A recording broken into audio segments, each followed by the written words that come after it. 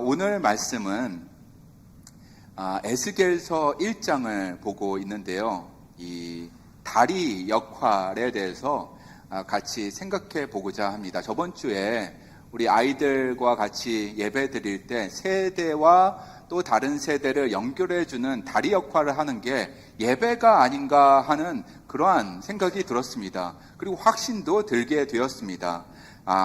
다음 세대로 연결하는 통로로 예배를 하나님께서 쓰시는 것이로구나. 그래서 연합 예배도 가능하면 자주 하면 좋겠다라는 그런 생각을 하게 되었습니다. 더불어서 예배 후에 음식 나눔도 중요했습니다. 아이들이 좋아할 만한 음식 생각해 주시고 만들어 주신 성도님들께 감사를 드립니다. 짜장밥이었는데요. 우리 모두가 즐겁게 교제하며 식사했던 기억입니다. 오늘부터 몇 주간 다리, 브리지에 대해서 말씀을 나누려고 합니다.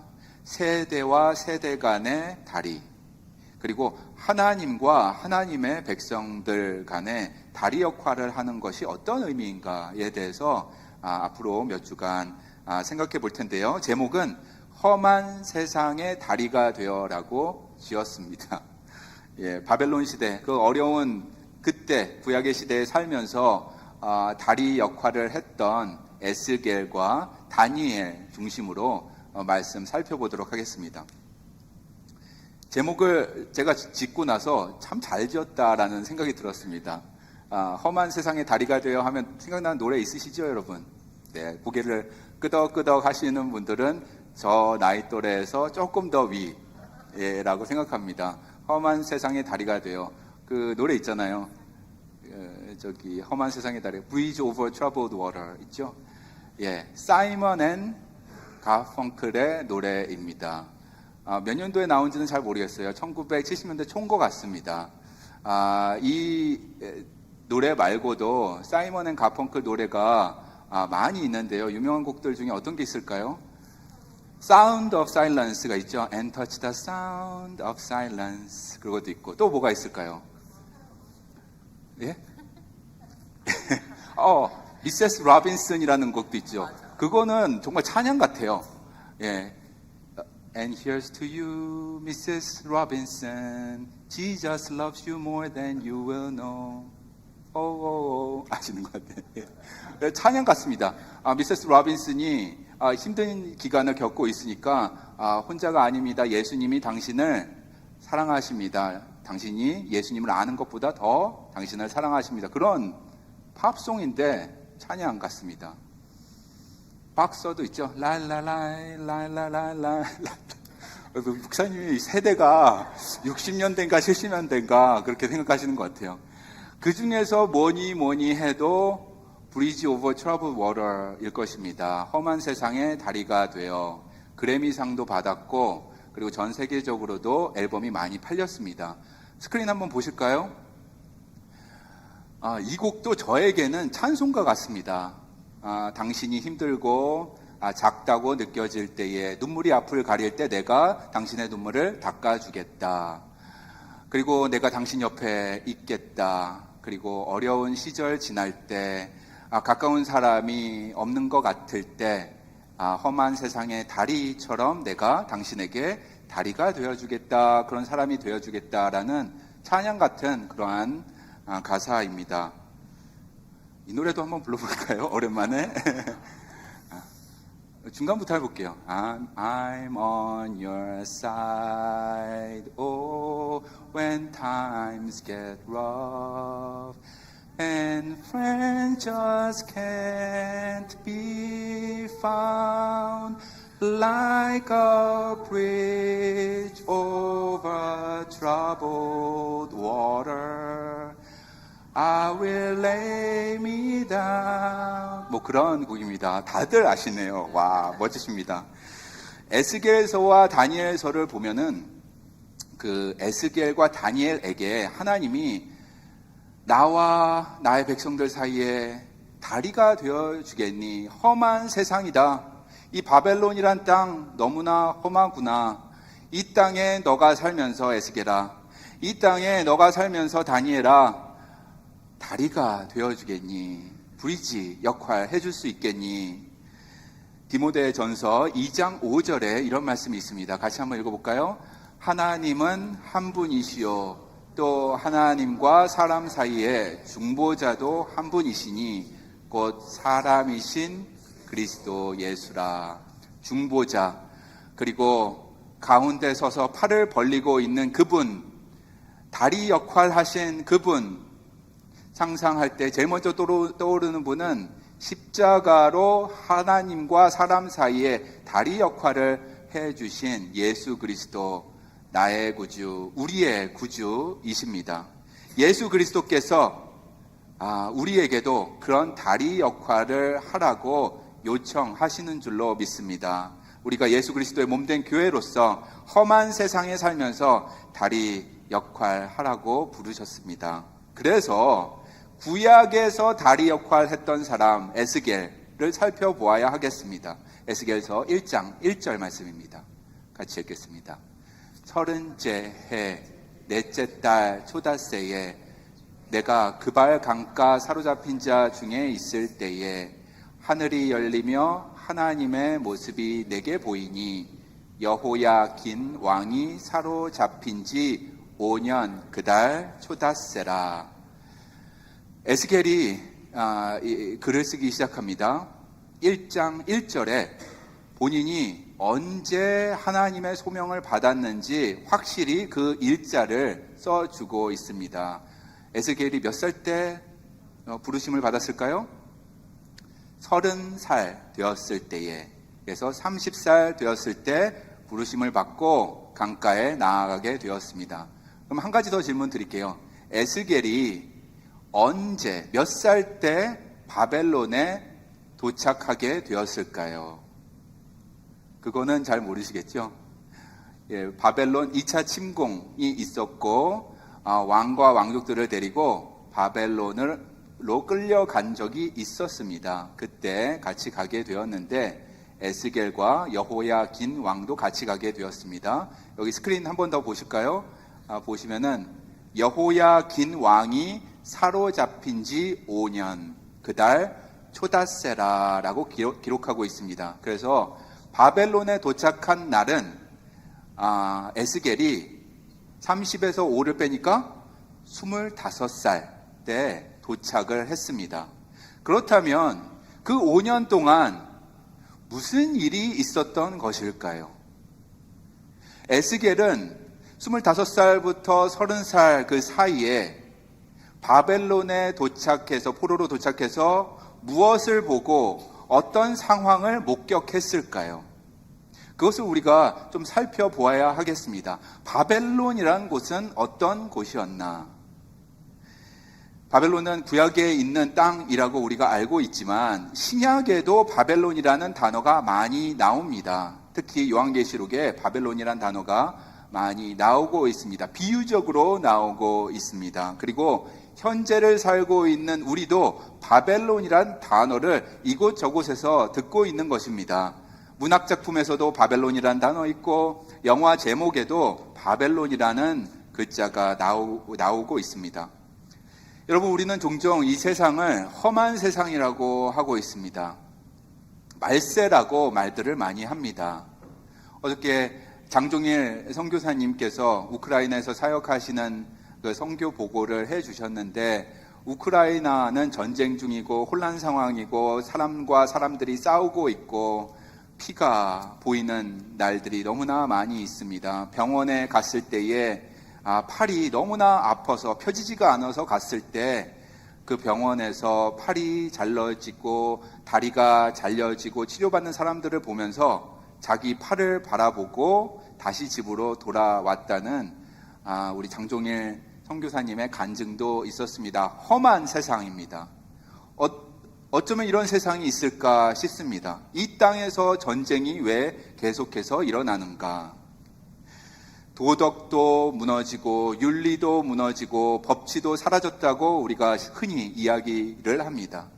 그러나 바벨론과는 비교할 수가 없겠습니다. 바벨론, 그리스도인으로서 바벨론에서 살기라는 책이 있습니다. Thriving in Babylon이라는 책인데 그 지으신 분이 레리 오스본이라는 목사님이십니다. 목사님이 이렇게 말씀하셨어요. 바벨론은 악함의 끝판왕이다 라고 하고 있습니다. 여러분이 생각하는 어떤 악한 세상에 그것보다 더한 것이 바벨론이다라는 것입니다. 바벨탑하고도 비교할 수가 없다. 소돔과 고모라하고도 비교할 수가 없다. 요 밑에 있는 멕시코의 마약 왕과도 비교할 수가 없는 곳. 심지어 독일의 나치하고도 비교할 수 없겠다라는 것입니다. 여러분, 우리가 험한 세상에 살고 있으니까, 도덕이 무너지고 윤리가 다 깨어져 버린 세상에 살고 있으니까 우리가 살고 있는 세상보다 더한 세상을 한번 살펴보아야 하겠습니다. 우크라이나보다 더한 세상, 가난한 동남아시아보다 더한 세상, 그리고 전쟁이 계속 일어나고 있는 가자지구, 그런 곳보다도 더한 곳을 살펴보아야 하겠습니다. 어떤 곳이었나? 바벨론은. 첫 번째, 바벨론에는 지도자가 있었는데 악한 왕이 있었습니다. 악한 왕 중에도 끝판왕이라고 할 수 있는 그 사람이 있었습니다. 이름은 느부갓네살이라는 왕입니다. 이 왕은 자존심과 허영심으로 가득 찬 왕이었습니다. 다니엘서 3장에 보면 이 왕에 대해서 이런 글이 기록되어 있습니다. 제가 읽겠습니다. 다니엘서 3장 1절입니다. 느부갓네살 왕이 금으로 신상을 만들었으니 높이는 60규빗이요 너비는 6규빗이라. 그것을 바벨론 지방의 두라 평원에 세웠더니, 이렇게 기록하고 있습니다.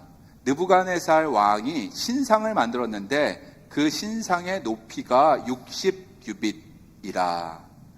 우리가 가지고 있는 그 메저먼트로 따진다면은 한 90피트 정도 되겠습니다. 그래서 한 층이 10피트 정도라면 9층짜리 건물 높이의 신상을 만들었는데 그 신상을 금으로 만들었습니다. 그러니까 그 크기도 어마어마하고, 그리고 그 반짝반짝한 그 신상이 얼마나 대단할지 상상할 수 있는 것입니다. 인간의 욕심과 교만을 상징하는 신상이 되는 것입니다. 이 신상에 절하지 아니하면 즉각적으로 처형을 하였습니다. 그런 왕이 느부갓네살 왕이었습니다. 또 한 번은 이런 적이 있었습니다.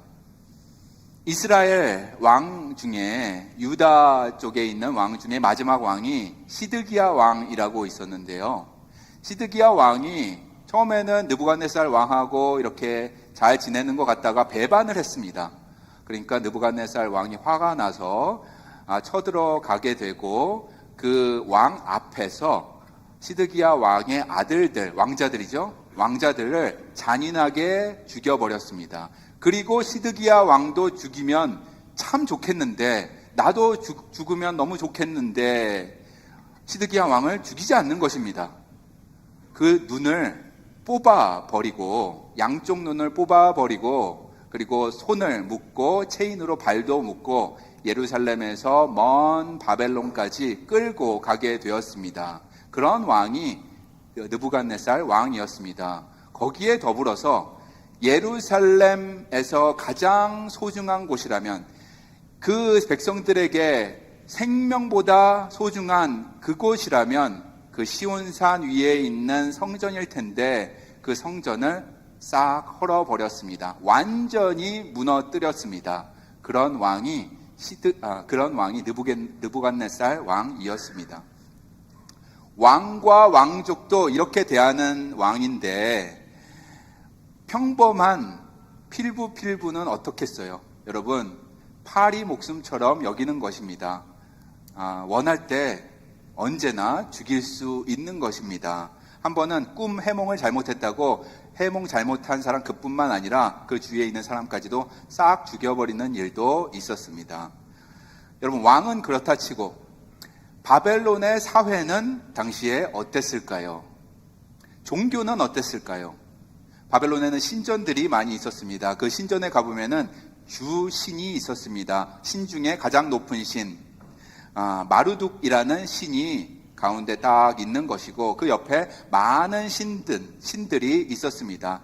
여러분은 그 신전에 가서 절해야 하는 것입니다. 하나님을 믿는 사람이라 할지라도 꼭 해야 했습니다. 안 그러면 바로 사형을 당하는 것입니다. 더불어서 느부갓네살 왕은 금으로 만든 신전까지도 만들어서 그 신도 섬겨야 했습니다. 국가 권력과 종교가 완전히 결합된 사회가 바벨론이었습니다. 차세대 교육은 어땠을까요? 우리가 이곳 미국에 와서 다음 세대 교육에 대해서 걱정도 많이 하고, 그리고 이 학교가 좋을까 저 학교가 좋을까 생각하고 조언도 하고 하는 것이지만, 여러분, 바벨론에서 자녀들을 키운다고 생각해 보세요. 그들이 가지고 있는 교육 철학은 바벨론의 영광을 찬양하는 것이었습니다. 그들이 가지고 있는 신들을 찬양하는 것이었습니다. 이런 교육은 인간의 교만과 폭력을 정당화하는 그러한 역사관이었습니다. 바벨론 백성들뿐만 아니라 바벨론으로 이민 온 사람들의 자녀들도 이런 교육을 받아야 했습니다. 예루살렘에서 포로로 끌려온 사람들의 2세들, 3세들도 이런 교육을 받고 자라야 했습니다. 이런 교육을 받았던 사람 중에 하나가 다니엘과 그 친구들이었다라고 성경은 기록하고 있습니다. 바벨론은 여러분 이런 곳이었습니다. 영적으로 타락한 곳, 그리고 매우 불경건한 곳이었습니다. 자녀 교육은 인간의 교만, 폭력을 정당화하는 그런 철학으로 가득한 곳이었습니다. 지도자들, 왕 포함해서 사치와 쾌락에 물들어 있었습니다. 도덕적 부패에 빠져 있었습니다. 여러분 이런 곳에 있다고 생각해 보세요. 자녀들과 손잡고 이런 곳에 포로로 갔던지 이민을 갔다고 생각해 보세요. 당시에 강대국이었으니까 이런 곳에 갔다고 생각해 보세요. 답답한 노릇입니다. 그래서 할 수 있는 일이 없어서 그나마 그들이 할 수 있는 것이 강가에 나와 우는 것이었습니다. 그럴 수밖에 없었어요. 할 수 있는 것이 없습니다. 아무 능력이 없는 백성들이 하나 할 수 있는 것이라곤 강바람 부는 그곳에 나와서 서쪽 하늘을 보고 시온산이 저쯤에 있겠지, 그 위에 성전이 있었지 하면서 우는 것입니다. 하나님의 말씀도 더 이상 들을 수 없습니다. 그리고 기도를 하고 싶어도 큰 소리로 기도할 수 없는 상황입니다. 찬양을 하고 싶어도 큰 소리로 할 수가 없습니다. 그리고 최고 지도자는 영원히 살 것처럼 그 나라를 다스리고 있습니다. 두렵습니다. 떨립니다. 이런 곳에서 하루라도 더 살 수 있을까? 절망 가운데 사는 사람들이 이제 3355 강가에 나옵니다. 그리고 쭈그려 앉아서 서쪽을 바라보고 울고 있는 장면, 시편 137편이 알려주고 있습니다. 같이 한번 읽어볼까요? 우리가 바벨론의 여러 강변 거기에 앉아서 시온을 기억하며 울었도다. 이거밖에 할 게 없어요, 여러분. 이민 생활하면서도 우리가 눈물 지을 때가 있었습니다. 지금도 고난 가운데 있는 분들도 있습니다. 할 수 있는 것이 많이 없어요. 그럴 때에 저쪽이 그곳이었지, 내가 예배 드리던 그곳이었지, 지금은 하나님이 나와 함께 있을까? 그때가 참 좋았는데, 그때 참 큰 목소리로 찬양했는데, 예배 드렸는데 하면서 슬픔 속에 울고 있는 것입니다. 이 슬픈 내용을 가지고 노래를 지었는데, 제가 이 노래를 예전에 몇 주 전이죠? 새벽 기도회 때 불렀더니 성도님들이 깜짝 놀라셨습니다. 어떻게 이 노래를 아냐고. 이거는 정말 옛날 노래거든요. 1968년인가 나온 곡입니다. 이 노래를 제가 언제 들었나 했더니 롤러스케이트장에서 들었더라고요. 예, 저희 할아버지 할머니가 살고 계시는 충청남도 성환 그 시내에 가보면은 롤러스케이트장이 있는데요. 거기에서 항상 들었던 노래였습니다. 팝송이었습니다. 그때는 제가 무슨 뜻을 알겠어요. 그냥 밝고 경쾌한 노래구나 아는 것입니다. 스크린 한번 보여주실까요? 다시 시편 137, 아니요, 그 전에 거요. 137편입니다. By the rivers of Babylon, there we sat down, yeah, we wept, when we remember Zion. 어떻게 그거 다 아세요?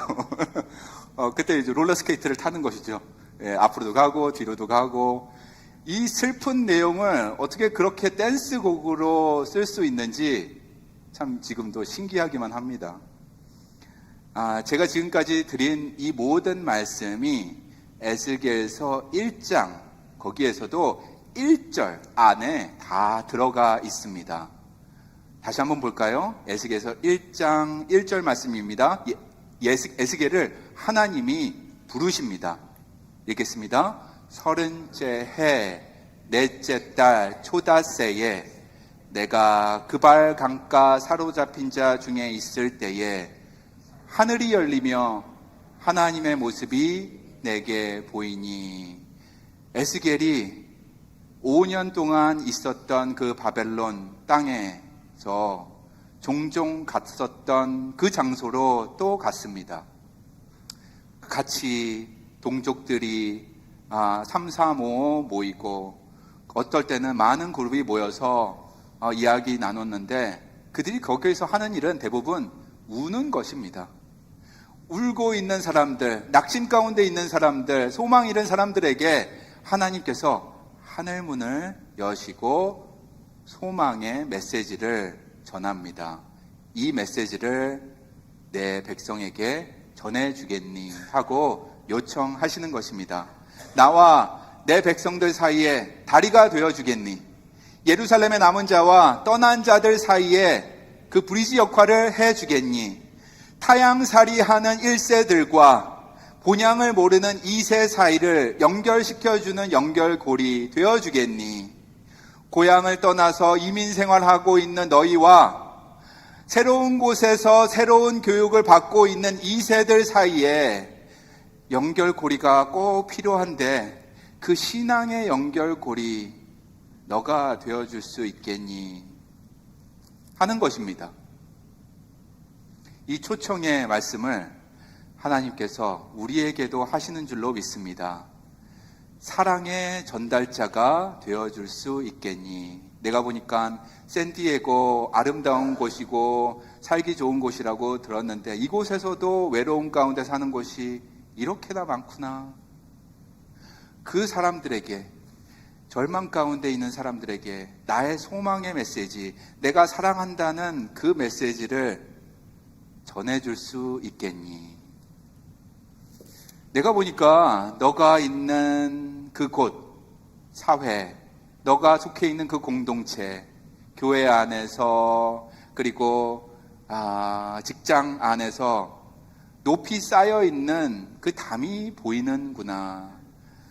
안 보이겠지만 나는 보이는 그 담, 사람과 사이에 있는 그 담, 인종과 인종 사이에 있는 그 담, 심지어 너의 가족 안에도 있는 그 인비저블 월을 깨뜨리고 싶은데 그 평화의 전도자, 화해를 이룰 수 있게끔 도와주는 역할 너가 할 수 있겠니? 하는 것입니다. 믿음의 유산 전달해 줘야 되는데 신앙의 뿌리 위에 바로 서서 살 수 있도록 우리 아이들을 위해서 기도해 주고 그리고 우리 아이들을 위해서 예수 그리스도 이름으로 축복해 줄 사람이 필요한데 너가 그런 역할을 해줄 수 있겠니? 소망의 메시지, 너가 경험한 하나님, 예수 그리스도의 그 크신 은혜 전달해 줄 수 있겠니? 하고 여러분, 우리를 초청하시는 것입니다.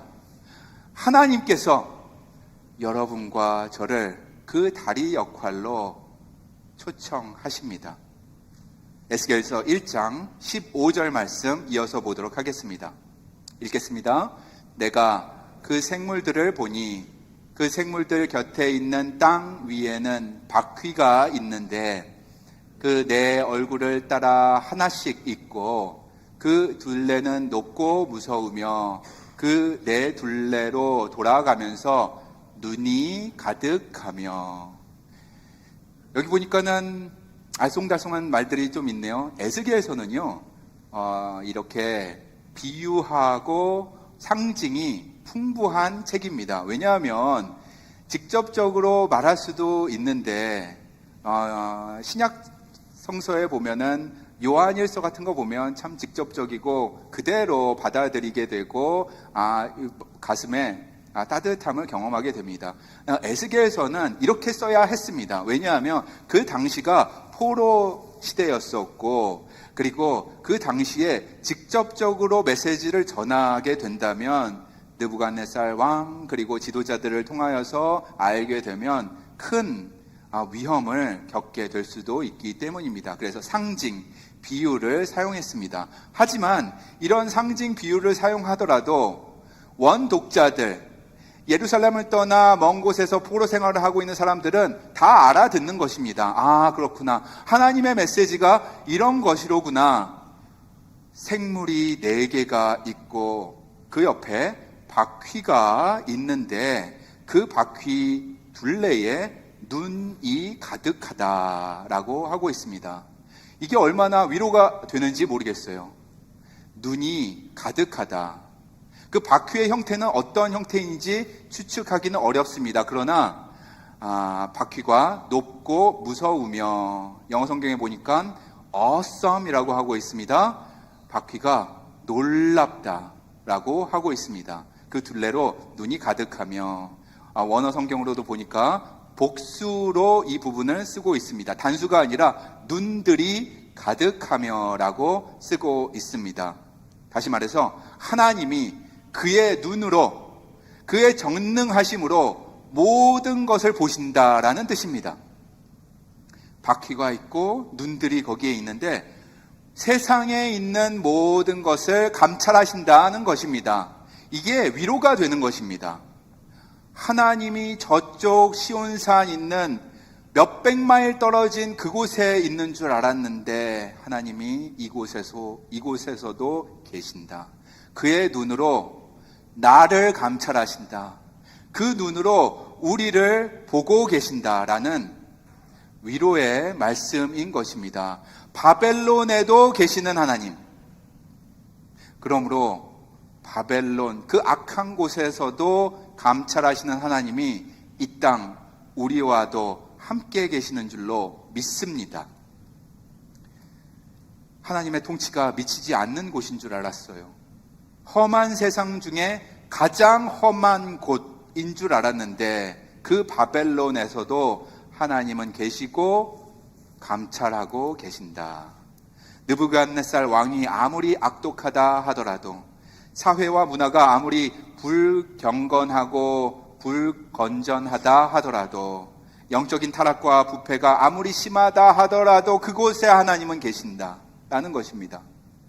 그발 강가, 그 체발 리버에 울고 있는 사람들에게, 그 슬픔 속에 있는 사람들에게 얼마나 큰 기쁨이 되는 메시지가 될지 상상할 수 있는 것입니다. 하나님이 함께 하신다. 너가 있는 그곳에. 그곳이 미국이라 할지라도, 샌디에고라 할지라도, 선교지라 할지라도 너와 함께 하신다라는 것입니다. 그 말씀을 가지고 어제 우크라이나로 돌아가시는, 오늘 지금 비행기를 타고 가시는데요, 장종일 선교사님 내외분을 축복해 드렸습니다.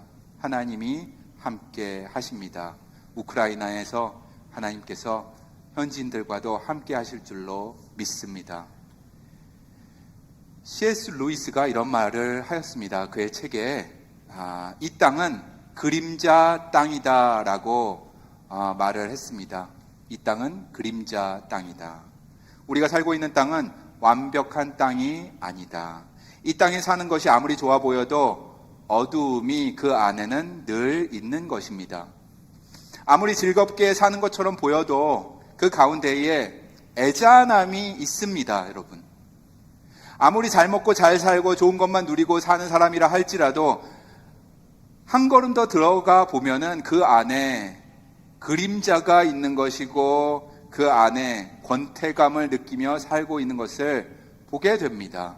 그게 우리의 인생입니다. 여러분, 이 땅은 그림자인데 그것이 우리의 인생의 전부라면 인생은 참으로 비극인 것입니다.